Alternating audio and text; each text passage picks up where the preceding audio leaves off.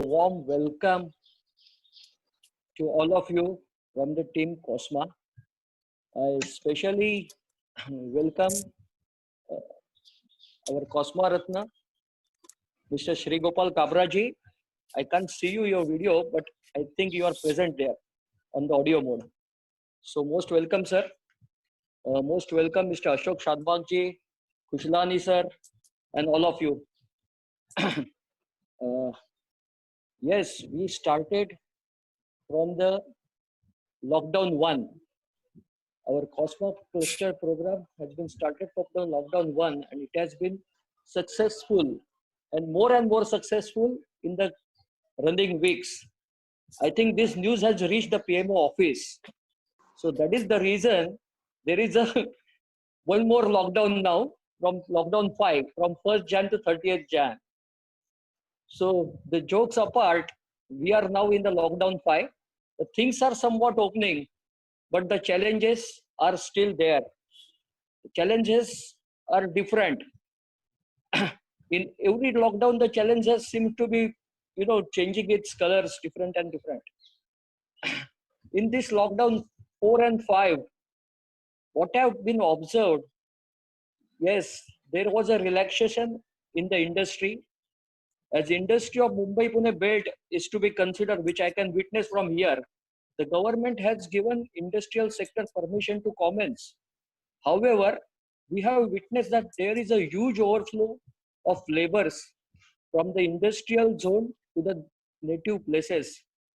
And hence, there is a tremendous shortfall of labor in industries. Of course, in this situation also, I can see some sparking light. You might have heard of Miss Jyoti Paswan, a 15-year-old daughter of a bus driver from Delhi. She took her disabled father on the bicycle ride as a pavilion rider, and she alone drove 1,200 kilometers on the second-hand bicycle in this North Indian weather condition, single-handedly with one halt at one petrol pump, and reached reach her village. I think exactly I forgot the name, at the Darbhanga, in the Darbhanga district of Bihar. From Gurugram to Darbhanga, 1,200 kilometers, single-handedly sailing, and I can get the maximum inspiration from her. How she could have achieved such thing? Because she was aiming on only one thing. She could only see her father in her home. I think this is some great stories are coming up, and great histories again written up with such efforts.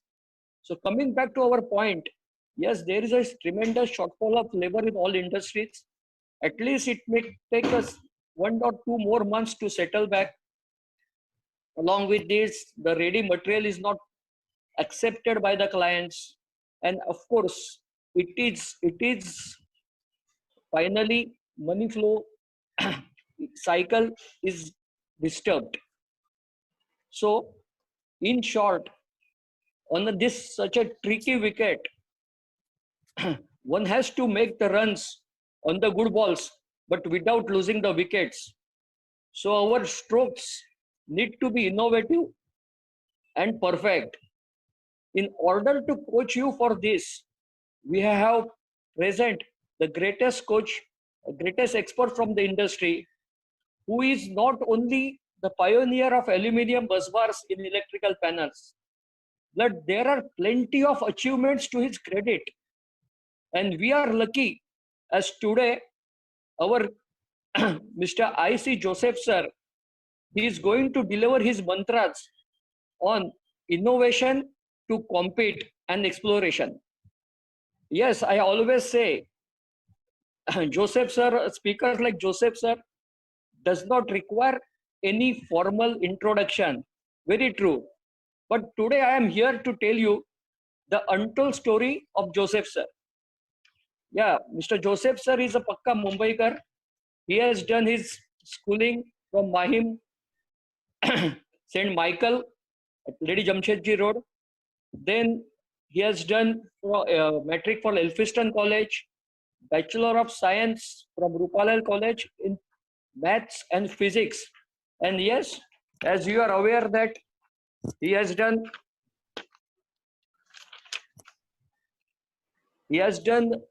BE Electrical from BJTI in electrical stream.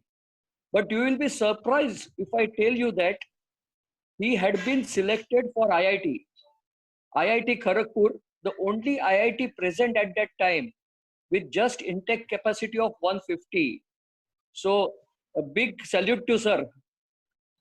He started his career with L&T, and over a span of 20 years with L&T, he developed and launched more than 100 new products, many of originally indigenous design, and which help our chairman emeritus, Mr. Satish Bhai, to overage their multinational competitors like Siemens English Electric at that time.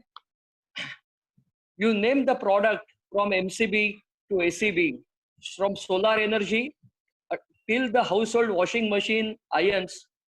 The Joseph sir has contributed in the design and development as an independent consultant with all your familiar multinationals and Indian corporate giants.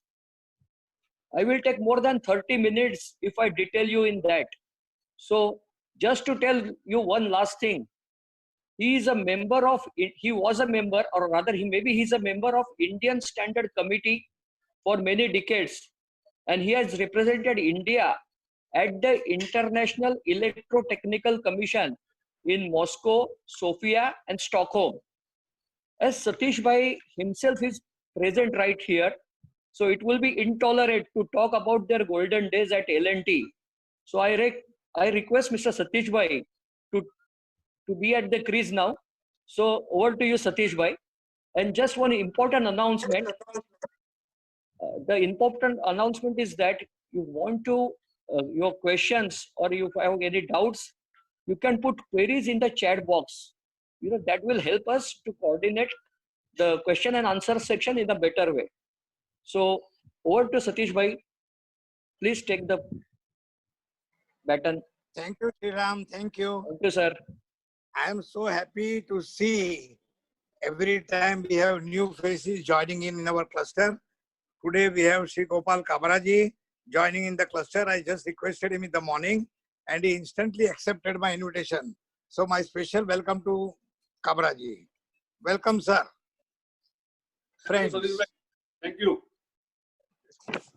Satish Bhai, thank you, sir. Dadi bad gaya. Namaste. Namaste, namaste, sir. Namaste.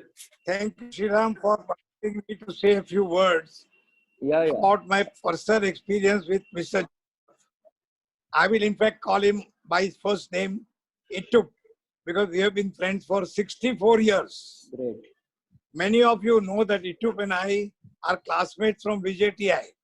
We first met in 1956 and have remained close friends ever since, even after both of us left L&T many years ago.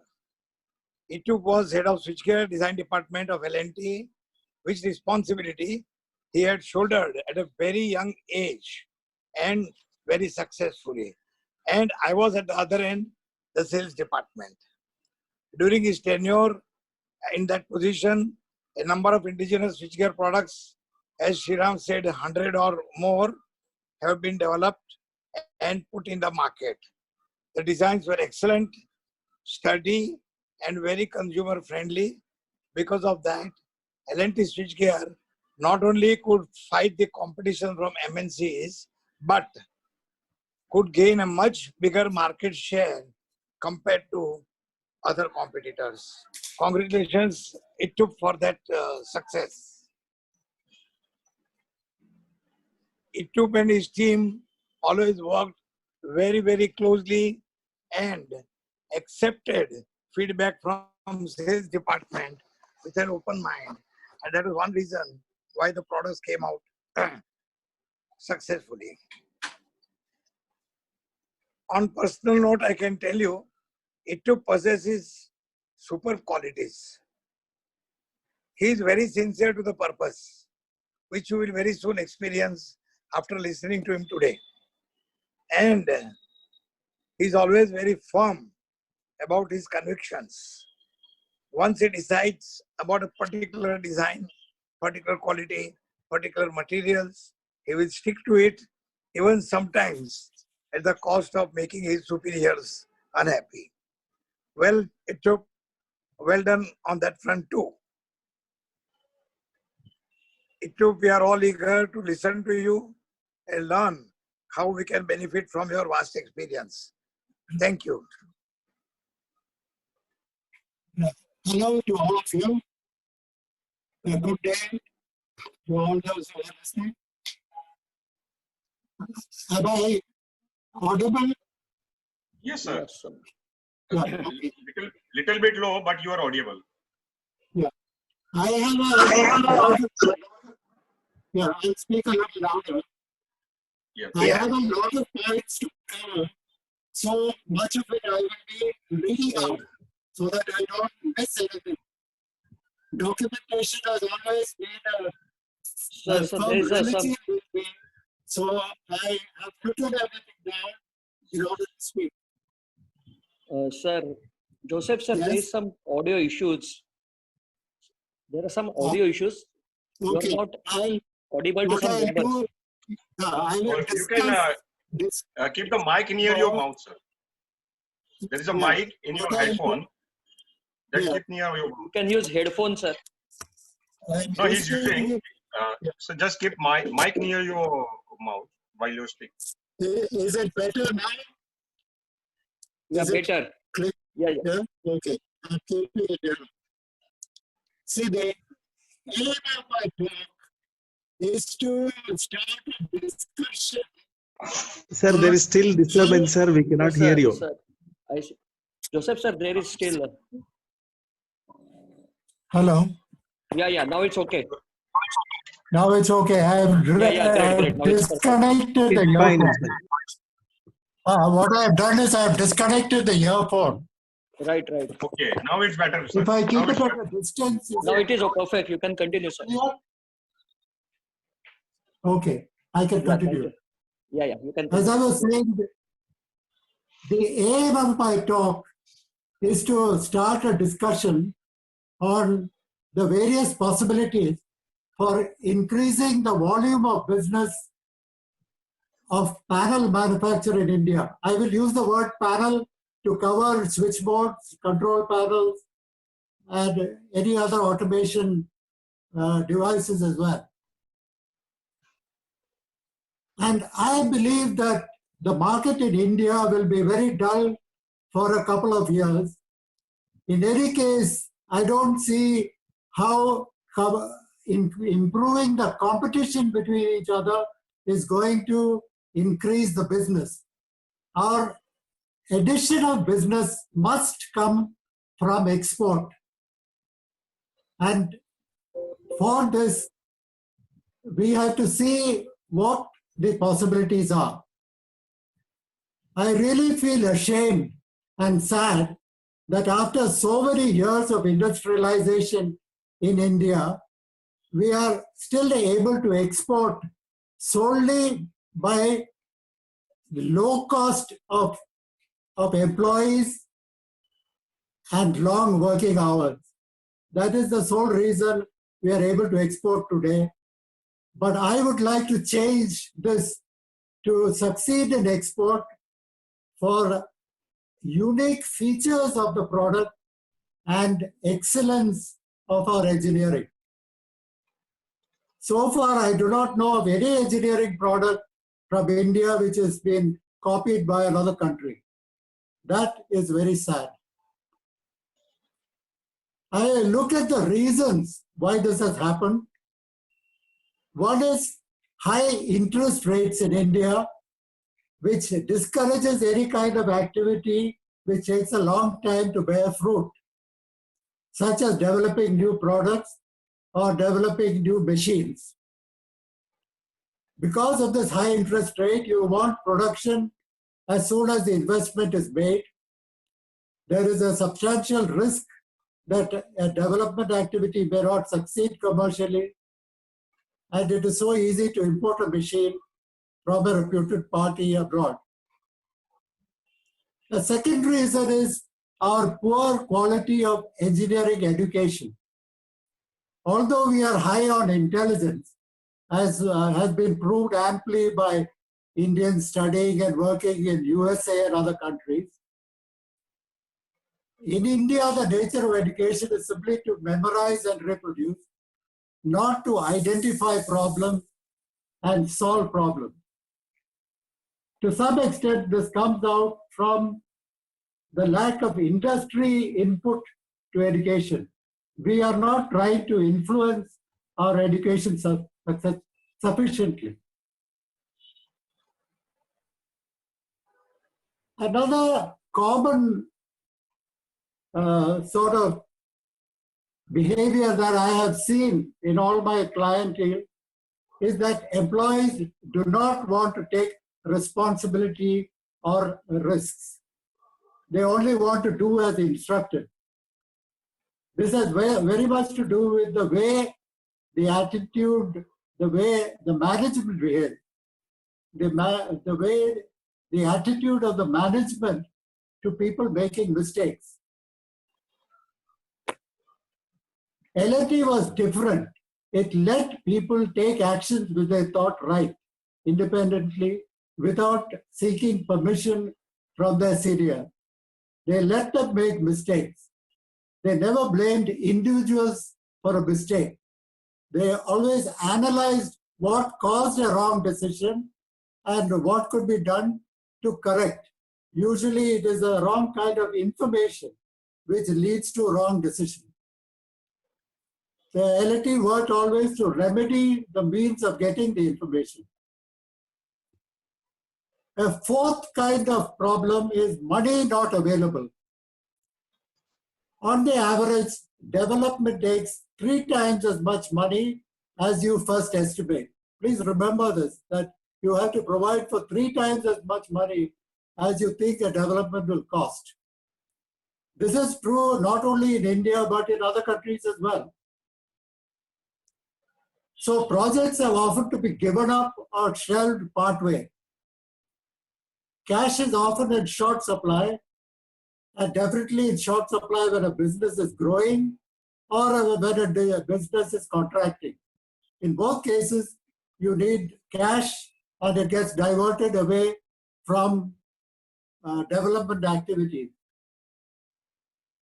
I've noticed particularly that banks have been very difficult to deal with in India for small industry. Many of the industries that I deal with have trouble getting money sanctions from banks, and banks often promise that it will be okay next month, and it doesn't happen. Testing equipment is not available or is expensive, and there is a reluctance to try and develop your own testing equipment. The tooling cost for dies, molds, extrusion, press tools, all these cost a lot of money, and therefore people don't want to take a risk with a new product. Unless they have seen the product being made abroad for many years, they are reluctant to start making the product in India. The cost and effort for third-party certification. This is a major cost. Although CPRI was set up to help industry, actually it is very taxing on the finances of industry, especially of MSMEs.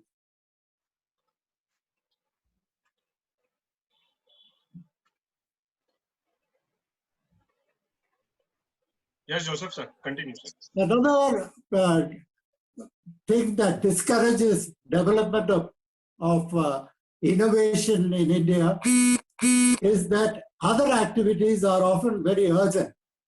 People are caught up with delayed deliveries, or with banks, or with making collections, or with negotiating new deals with customers or vendors.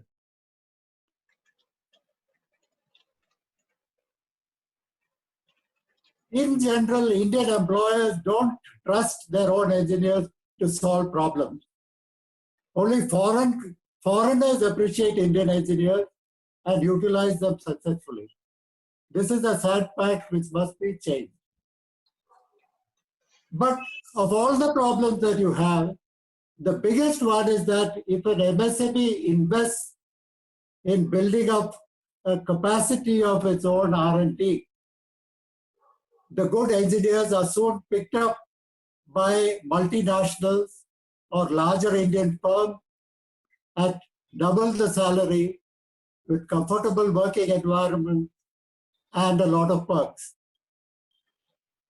It is only if the R&D is in charge of a member of the owner's family that there is a good chance of retaining the person and the secrecy of the development.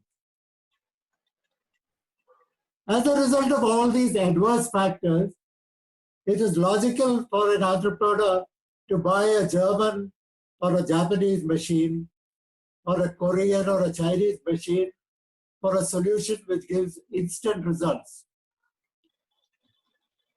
Of course, the long-term effect of this is a depression in profitability and a weakness in the growth of Indian engineering capabilities. With all these negative factors, is it at all possible for a small company to innovate? After enumerating all these reasons which an MSME finds, I would still like to emphasize that an MSME can innovate to become competitive. When I joined L&T, the switchgear division was a startup. L&T was well into manufacturing of vessels for chemical industries, particularly dairy equipment. It was making cooling towers, and it was making crown corks for capping soda water bottles and soft drink bottles. Remember, those were prohibition days. In competition with Metal Box Company, L&T was best known for being an agent of the Caterpillar Tractor Company. You will note that the yellow color was copied from them. At the time I joined, all of the manufacturing was in one location in Powai. L&T did not have any other factories at the time. How much time do I have left, Vishal? Sir, you may continue. Sriram bhai. Okay. So you have got Joseph plenty sir, of if you time. A little bit of my own background before joining L&T, as it had a considerable influence on my value system and working methods. I was born in 1936, so I'm going to be 85 soon. I was born in 1936 at my mother's house in Trichur in Kerala. But I grew up in Bombay and was the eldest of 4 children. My father came to Bombay from a village near Guruvayur, the famous temple in Kerala. And he was a school teacher for many years, studied law in Bombay through evening classes, became a criminal lawyer, then changed over to mercantile law, practiced in the High Court in Bombay, and had occasions to argue in the Supreme Court. Along with his active law practice, he taught law in colleges in Pune and Bombay, including the postgraduate LLM course in Government Law College at Churchgate. He was also active in India's freedom movement, and he has told me on occasion how differently Mahatma Gandhi and Nehru reacted when he met them and invited them to address meetings for the freedom movement which he had organized.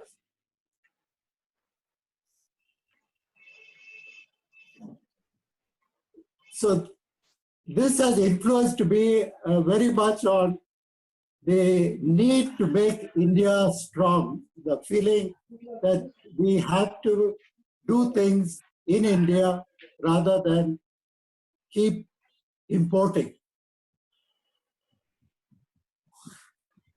As a child, I spoke only Malayalam, but this changed when I started school in Bombay.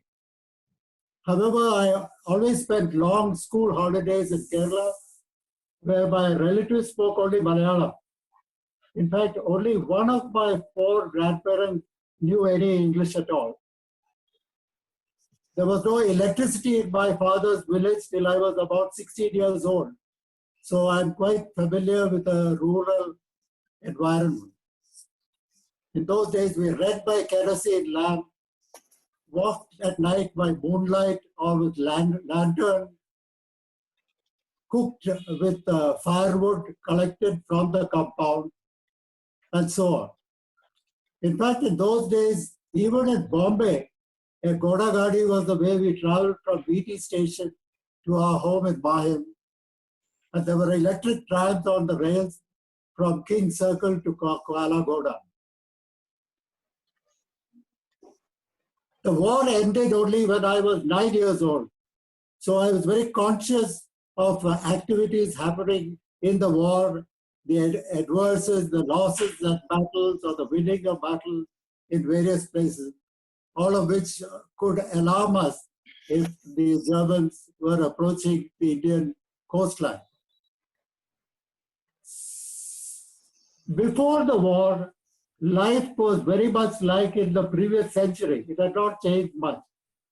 But soon after the war, the world has transformed tremendously, and it was a result of the activities during the war. The feeling that everybody is equal, even in England. In England, till the World War, the aristocracy ruled the country, governed the country. Immediately after the war, the people who had been fighting the war felt that they had as much right as the aristocrat to the benefits of society. And that, in effect, happened all over the world. And the social revolution, where everybody could feel that they could own a car or own a refrigerator, became the norm. And that is what led to the kind of industrialization that we have today. Actually, the war took place because Germany and Japan were looking for colonies, for sources of material and populations to which they could sell the goods they manufactured. Both of them lost the battles. But surprisingly, in a few years, became the top nations as far as earnings were concerned. So how they did it has some lessons for us.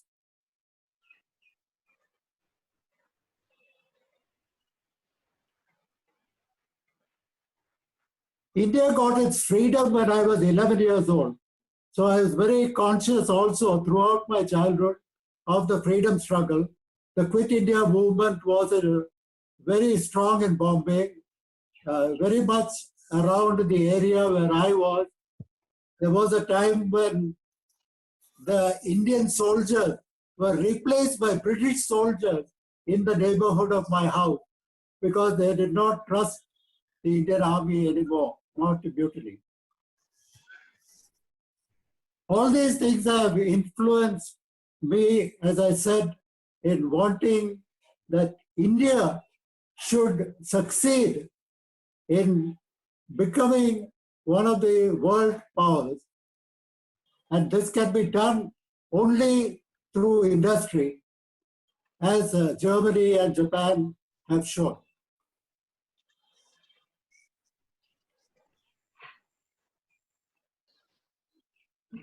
Immediately after I graduated, I joined L&T.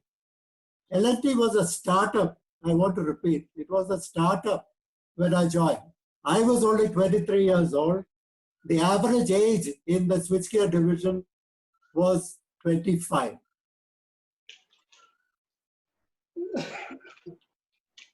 When I joined, L&T was assembling switchboards with imported material, imported cast iron enclosures, imported switches, fuses, contactors, overload relays, imported linking mechanism, and so on. And my earliest task was to make drawings for enclosure casting to be made in Ahmedabad and Coimbatore, which were the textile centers where castings were easily available. And right from the beginning, I tried to make the walls thinner so that we use less material.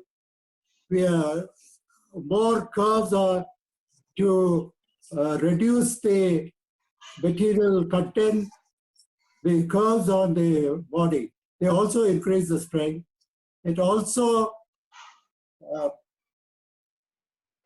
was necessary to make the castings look better.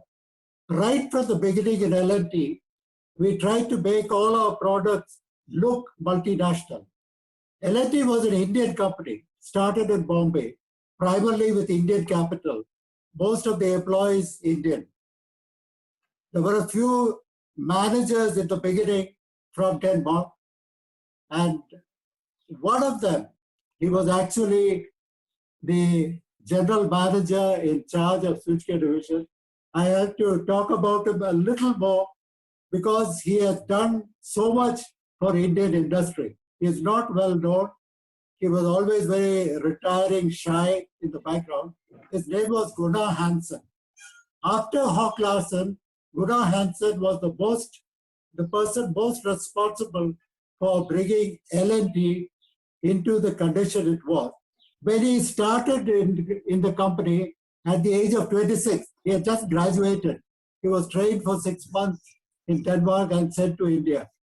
He was just a graduate. He transformed a lot of things in L&T and its switchgear. I later on, when I visited Denmark, discovered that even in college, he was known as the manager. He was not just a good manager, he was a good guru. He mentored a lot of people. Although he himself was not a brilliant engineer, he made sure that the people with ability under him got the maximum training, exposure, visits abroad, and support in their activity. He is the one who visualized or visioned the activities of the switchgear division and saw them executed. He was later promoted to be general manager of all manufacturing activities. He mentored A.M. Naik among others. A.M. Naik owes a lot to him. He left the company because the Indian government asked him to leave L&T because they said he had been a manager too long at L&T, and they said they would renew his visa only if he quit L&T. He took it very philosophically. I remember even on his last day of work, he spent 2 hours extra overtime after his term was over, discussing in the corporate meeting how the switchgear should be advanced in future. He fortunately came back to India later as advisor in their consulate, in the Danish consulate in Delhi. And in that, he set up a lot of tool rooms all over India. He assisted existing tool rooms and set up many new tool rooms and made sure that tool room or tool education was made strong in India. We owe him a lot. He was in many ways the opposite of what an HRD person will tell you a manager ought to be. He was very aloof from people. I often thought that he disdained Indians. He looked down on Indians. But that was not true, as I discovered much later. He, in fact, when he died, his ashes were scattered. He was brought from Denmark to India and scattered outside the gateway of India. He felt that much for India. He sent his children, his sons, for training to L&T and other companies in India. He asked me to mentor one of his sons in engineering. That was the kind of person he was. So his name was Gunnar Hansen, and he, as I said, was responsible for much. There were many talented people in L&T. As I said, it was a young crowd, but it had a lot of talent, and all the innovation that we brought out could not have happened without the genius in tooling, the genius in production, the genius in quality control, in procurement. You must remember that India was very underdeveloped at that time. We had to, in fact, set up our own paint shop, our own machine for grinding, casting, our own lathes, our own milling machine, our own injection molding machines, and so on. We had the first Armada machine. We had the first IBM 1401 in India. So there was a lot of talent all around, and it was in that environment that I was able to achieve the innovation that I wanted to do. As I said, L&T started with assembling switchboards made from imported cast iron enclosures. There were units bolted together with studs. There were separate busbar chambers, each 400 millimeters long. And above and below the busbar chamber, you had switches, fuses, contactors, overload relays. That is a motor control center.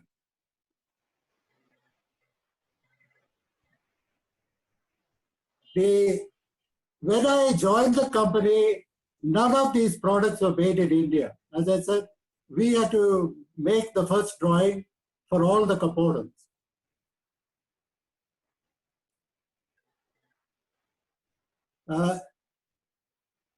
The drawings were made by draftsmen who had to make them on tracing paper in ink so that we could make copies. There was no Xerox at that time.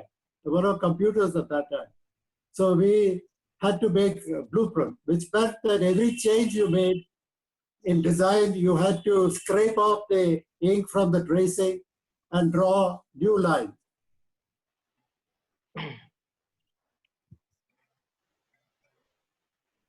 The president of COSMA and the chairman have asked me to describe in more detail how aluminum was introduced as a busbar. But before that, I would like to mention some other kinds of changes that we made. In those days, all big tenders were a tussle between English Electric, Siemens, and L&T. All switchgear tenders between English Electric, Siemens, and L&T.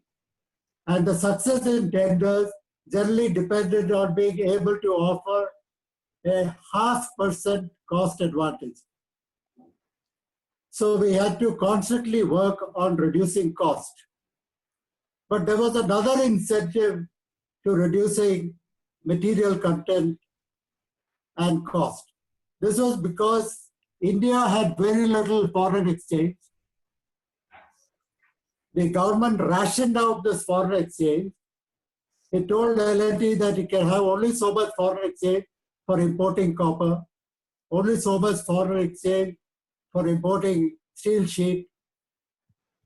For similar reasons, it told Hindustan Motors that you can make only 8,000 motor cars a year. It told Fiat also. Premier, you can make 8,000 cars a year. So our waiting list for cars was 8 years after you booked it. Our waiting list for a telephone was 10 to 12 years after you booked it. So also for a two-wheeler, 12 years for a Bajaj scooter after you booked it. All because there were these restrictions on how much material a company could import. So naturally, we tried to increase the amount of product we could make from a given amount of copper or steel. Hence, Joseph's. as I mentioned last time, we raised the height of the ACB panel to 2,430. Why that peculiar number 2430? Because steel sheets came in 8 feet length, and this gave just enough margin to make a fold at the top and the bottom. We used 2,200 for MCCs. The upper portion had to be used for bus bar because people could not access the controls above 1,800 millimeter.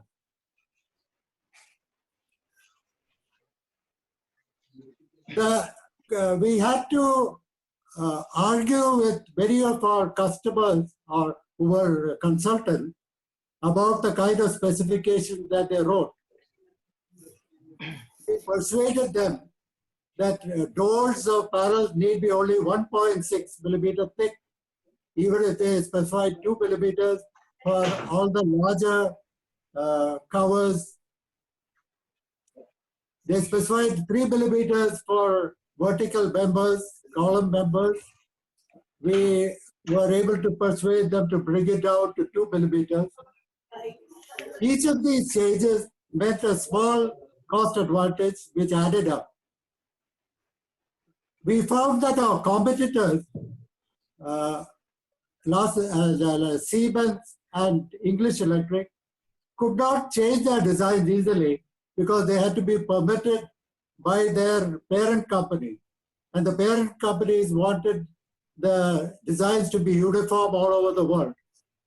So this gave them a handicap which L&T utilized to its advantage.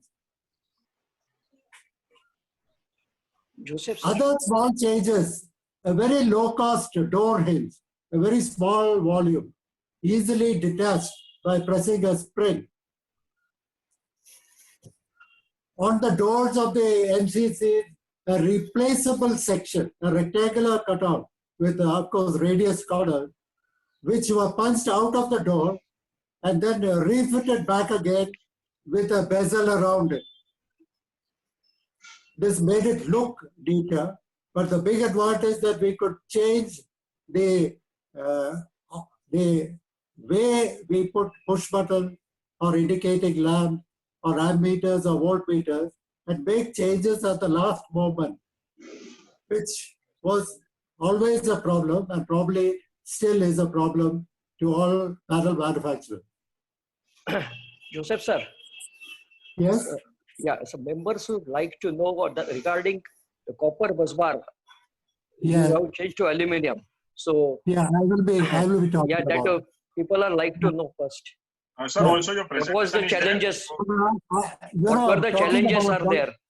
Yeah, I don't Because know. we may run short of time, sir, otherwise. Yeah, okay. Please. Joseph sir, one The presentation is aluminium also bus bar. there. One presentation is Yeah. also there, which is made by you. So just let me know when you wish to play. Yeah, I think Sir, I'll need slideshow. 15 minutes. That slideshow Okay, that sir. you have given to Sriram sir, just let me know Yeah, when yeah. you wish to show slideshow. Display. I beg your pardon? So the Uh, slides which we have prepared, you have sent me. Yeah. When you want you to be make present, the slides. Yeah, okay. I'll You just can- finish the aluminium bus bar. Yeah, please. Otherwise, Yeah. we will be short of time. That is the reason. Yeah. Thank you. When aluminium bus bars were, you see, we can also continue in the next session if you feel that we need. There are other things I can talk about, but I can put that off for the next session. I'll talk about aluminium bus bars and then Sure. the proposals that I have made. Yes, sir. Yeah. Aluminum busbars, I don't know who suggested it, but when I studied it, it was immediately very attractive because aluminum busbar would cost only 1/4 or 1/5 of what a copper busbar would cost. When we searched world literature, all of them were discouraging of the use of aluminum busbar. But I discovered that the main reason was that aluminum, when exposed to air, a fresh surface of aluminum exposed to air, quickly forms an oxide layer within 20 seconds, which impedes the flow of current. This is bad for stranded conductors because current doesn't transmit between one strand and another. I have seen a copper cable where out of 17 strands or 19 strands, only one strand connected from one end to the other. And you could see the effect on the surface of the insulation, that spiral form of heating. Another problem was that aluminum was weaker in strength. Aluminum for electrical purposes comes in two varieties. One is a very pure form which is used for cables and has a conductivity of 61%, and another where it is alloyed becomes stronger in order to withstand the short circuit forces, but the conductivity comes down to 55 or 56%. The biggest problem we faced was how to make a connection from the aluminum busbar, particularly a plug-in connection from an aluminum busbar to a draw-out compartment. In the course of studying all this, I visited the Hindalco plant, Hindustan Aluminium, in Renukoot, for which I had to go to Varanasi and take a taxi for 200 kilometers. I later on found that, or I was told by the taxi driver while I was going, that the whole place was infested with thugs and brigands. So I was constantly apprehensive till I reached Renukoot, which was a beautiful factory situated on the bank of a river. They were, of course, very encouraging and supportive of the use of aluminum and offered to make any kind of section that we needed. So we had to do a lot of calculation. I also visited the Indian Aluminium plant in Kerala. They were the rival company making bus bars as well. The main problem, as I said, was how to make a connection. And we solved the problem by introducing a copper element between. And the copper was silver plated so that it would not have bimetallic corrosion with the aluminum. Aluminum surfaces have to be scraped clean. They have to be covered with grease so that they don't get reoxidized. And we have to use spring washers or Belleville washers to make sure, because the third problem with aluminum is that it will creep. It is weaker than a copper, and over a period of time, it compresses under a compressive force. And so the contact pressure reduces. So a spring is needed to compensate for the contact pressure. With all these, we made our first aluminum switchboards. We were able to test it because we had built our own short circuit test station. We built our short circuit test station 4 years before CPRI. And that helped us to bring in a lot of products with confidence that they would not fail. The last part was to sell the idea to consultants. And here I have to pay tribute to the sales force of L&T, which always was optimistic and positive about every kind of change we made and every kind of information we gave to them. I would now like to make some proposals for what COSMA can do. Could you present the slides, please? Vishal, Yes, sir. Yes, sir. slide 1. Slide 1, please. Thank you. Can people read it, you think? Yes, now people can read it, I think. Yeah. Suram bhai, can you read it? Yes, sir. Yes, sir. We can read it. Yes, sir. Yeah. You Dusrat can sir, continue, sir. please. Yes, So, we can read. for the just-in-time production, we all know that delayed delivery is a common weakness of Indian industry. Of course, there are many reasons, but just-in-time production is one of the solutions. I suggest that COSMA set up a working group to work out how manufacturing time can be shortened in the panel industry. Members of this committee should be CEOs or their immediate number twos, because they will have the maximum experience. Just-in-time will become financially interesting when the payment regime of 45 days is established. For exports, it will definitely be interesting financially.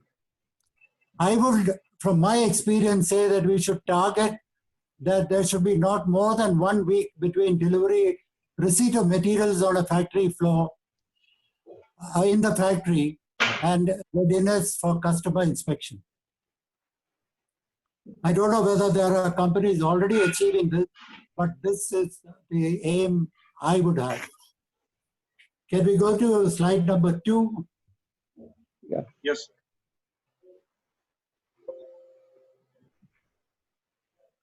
Yeah. Since COSMA is now able to work through Zoom at a distance, I would suggest a working group can be set up to identify best practices in industry and publish a report in 3 months. Again, I would say there should be the entrepreneurs who have founded industries or their number twos who have the maximum experience. Proposal number 3. This is a value engineering exercise we can do for some selected product. Last week, one of our members from Kerala said that he was, his company was trying to do precisely what I am trying to say that the COSMA should do. Pick up a product and value engineer it. Collect people from different industries. They should be donated by the industries, say 5 hours a week should be donated by the industry, and they should try to reduce the cost of the product or improve the features of the product using all the experience that they have. Next one, please. Proposal 4. I am suggesting that 2 test centers be set up to help industries to try out what they want to innovate in. At least the simple things like conductivity of conducting material, testing insulation materials, glow wire test, testing strength of materials, alternative materials, and so on. I suggest that temperature rise and IP should be available at both Bangalore and Mumbai, whereas the other facilities can be divided between these 2 centers because the items to be sent back and forth will be much smaller. I suggest that members contribute about 2,000 rupees a month to running it, to keeping the centers going, and that they should be able to do tests at nominal charges. That's the substance of my proposal. The next one.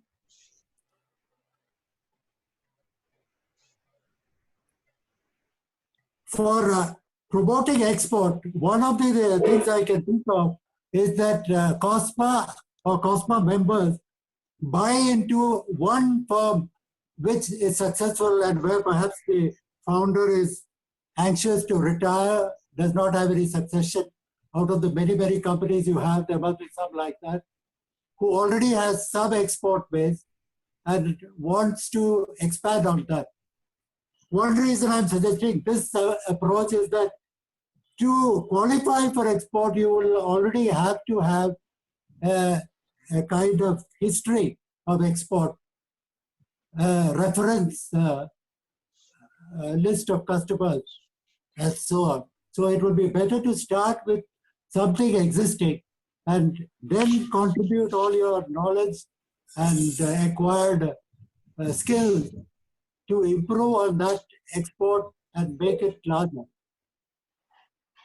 It can, if it distributes its work as Cosma is proposing to do, distributes the work that the orders that it receives among different companies, it can remain an MSME and remain entitled to all the benefits.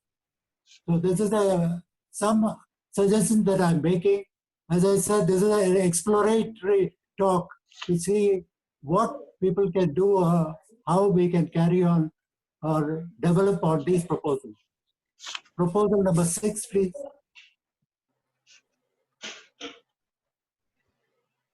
One product looking at the future is an intelligent MCC. There are already other companies offering intelligent MCC, but they're expensive. What I feel is that with Indian expertise, and that we can make intelligent by combining the efforts of a number of members. I have recently myself been working on such an intelligent product, and I found that it's extraordinarily cost effective, developed by ourselves instead of buying imported PLCs or whatever. I have made these proposals. We don't have too much time, so I would leave it to members now to ask questions or debate it among themselves. Thank you very much. Thank you, Joseph, sir. Sriram bhai. Thank you, Joseph. Thank you, sir. Hello. Vishal, sir? Yes, Sriram. Yeah. Any questions are there? We have one question from Mr. Jaipal Verma.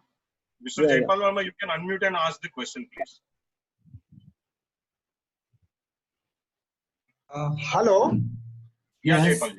Hello, Mr. Joseph. My question is that is it the right decision taken by L&T to merge or sell himself to multinational company like Schneider, even if they are doing good in LT switchgear division and they have a good market share in Indian market? So, what is the impact of this decision of L&T to panel manufacturing company and our customers? That I want to know from you. Yeah.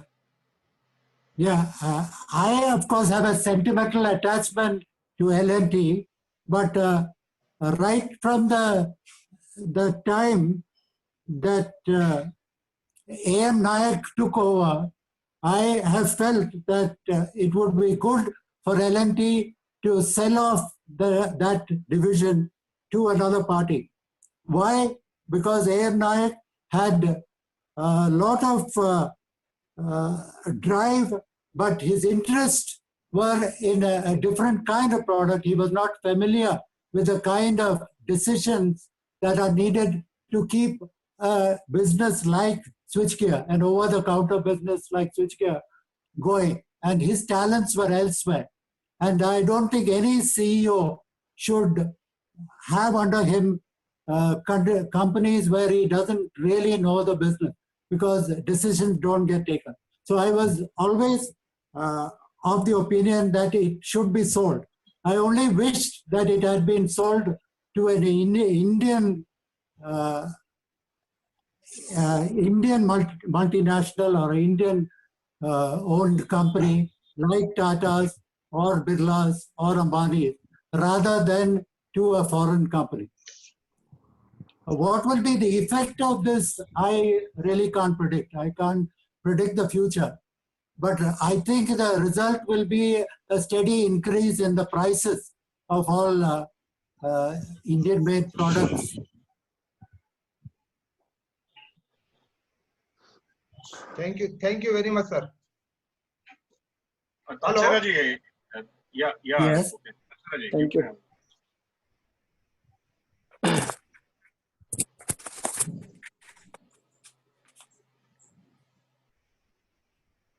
Yeah.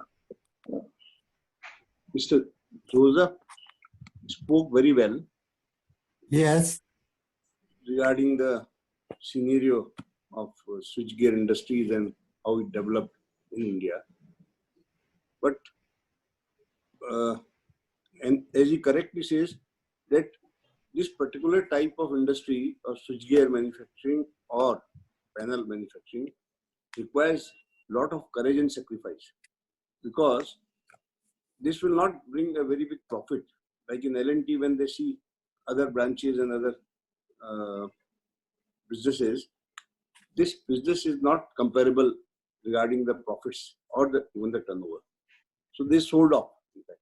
But again, CNS is also sold off to Siemens now. So India is left with no manufacturer of switchgear. So we are in a very big problem that why India is not able to produce the switchgear.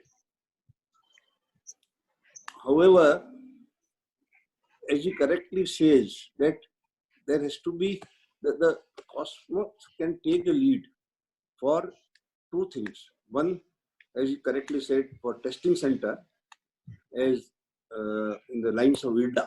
IRDA also did the same thing. It is the Association of Electrical Manufacturing.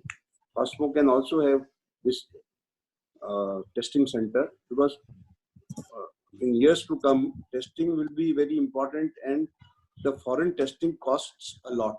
So a lot of foreigners are coming to India for testing. It is a good business proposal also. The second thing is, Cosmo should have a centralized sort of R&D or innovation center. So that persons who are having passion in R&D can work in this particular department of or particular group of Cosmo. Well, R&D is a very important thing, at least in switchgear and the switchgear panels and MCC. I want to ask one more question to Mr. Joseph, that what he thinks about the closed door operation panels, which are nowadays specified by NTPC and BHEL, and also the petrochemical. So has he done some work on, or can you throw some light on closed door operation panels?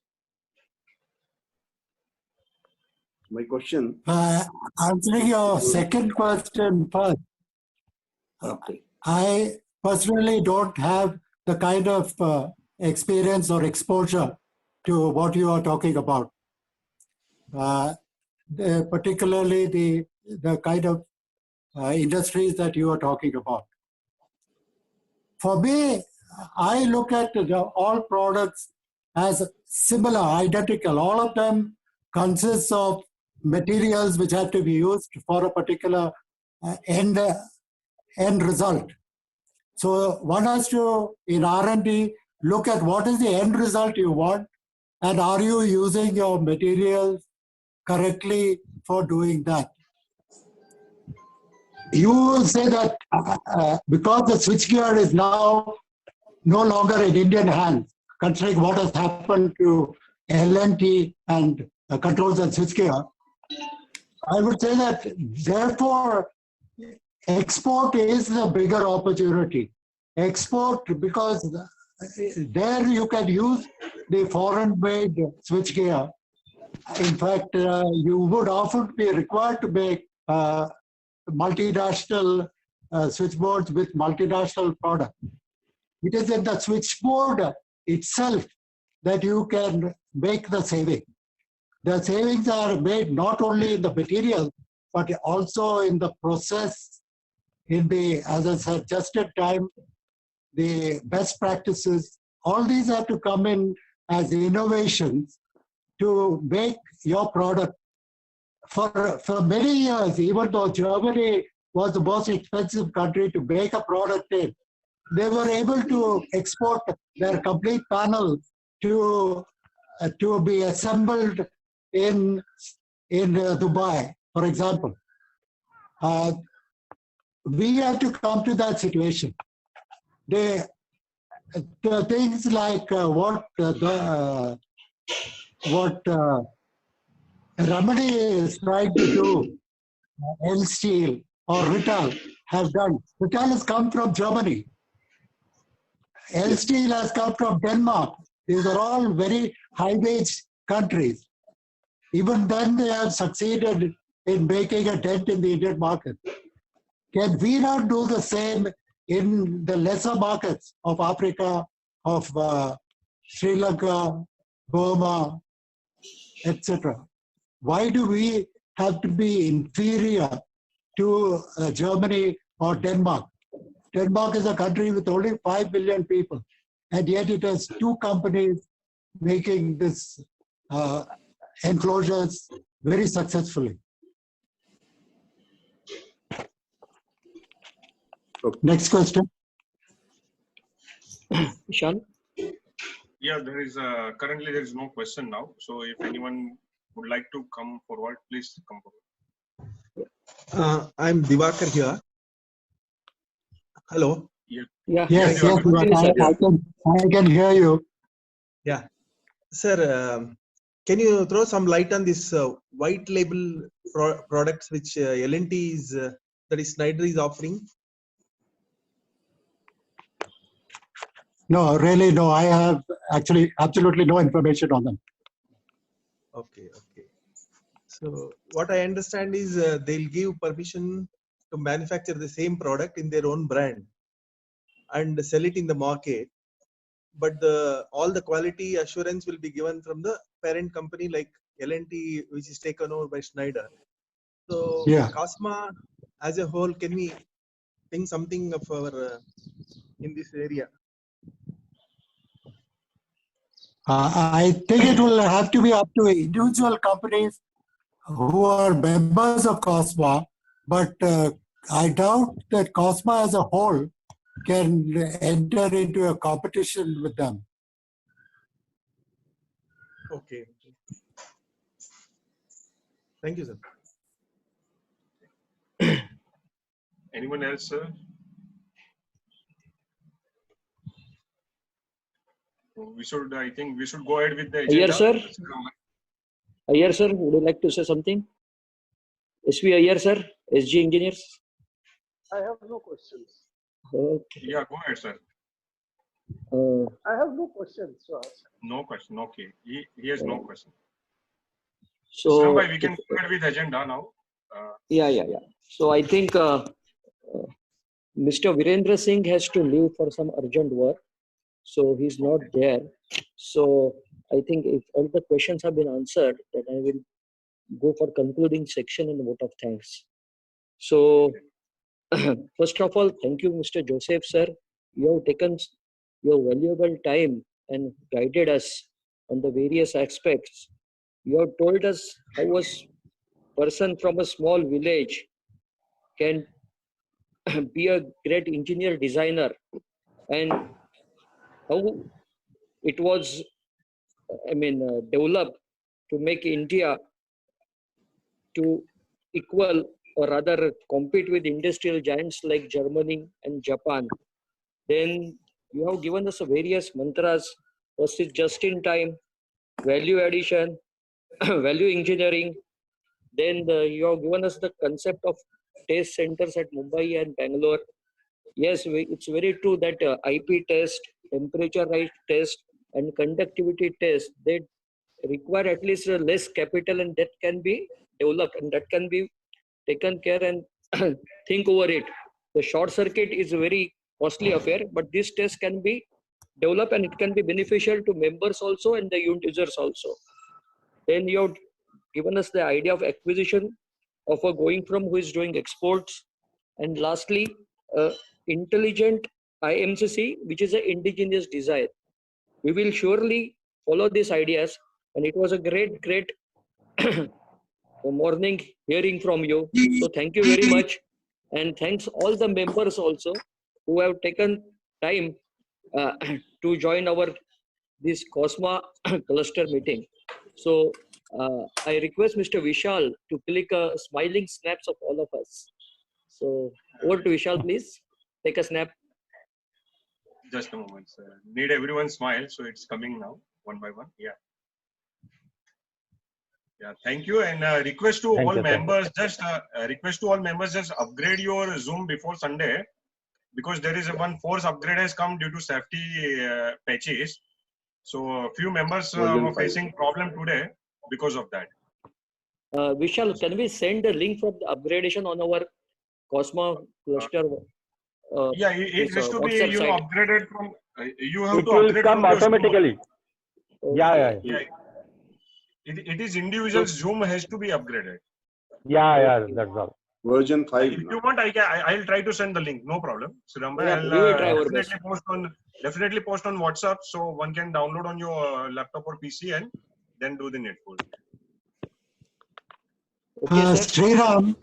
Sriram, can you also send these 6 proposals to all the Yes, individual sir. members? Yes, sir. We will be sending after the meeting is over. We will send it on WhatsApp, on the main Because group as well as on the cluster group.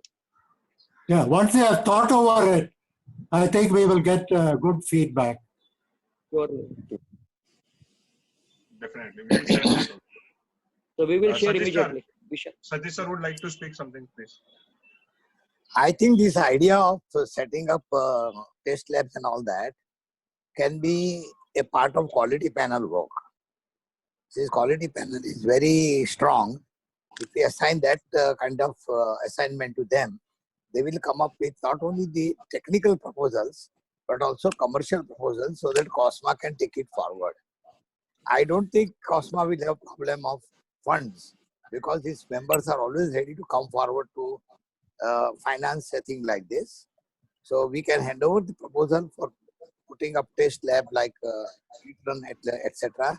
to quality panel. Do you agree, Mr. Joseph?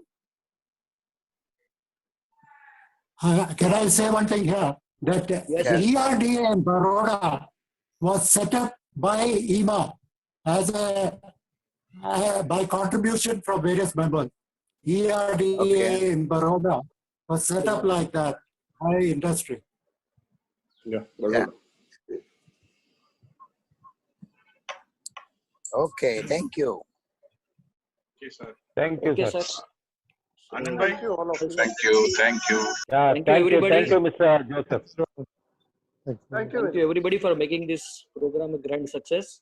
So I think Vishal, we can conclude and can. Yeah, Anand bhai would like to speak something. Anand bhai. Yes. Yes. No, we can conclude the meeting, sir. Okay, sir. No issue. Okay, thank you everyone for joining. Shall meet again on next Sunday, 11 a.m. Okay, bye. Thank you. Thank you. Bye bye. Thank you. Thank you.